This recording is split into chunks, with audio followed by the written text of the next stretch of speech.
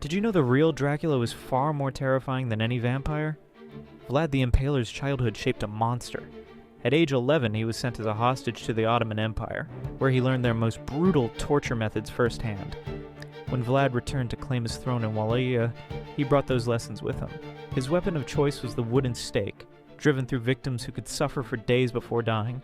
In 1462, Vlad created his masterpiece of horror. Outside the city of Tergovishte, 20,000 Turkish soldiers were impaled on stakes, creating what became known as the Forest of the Impaled.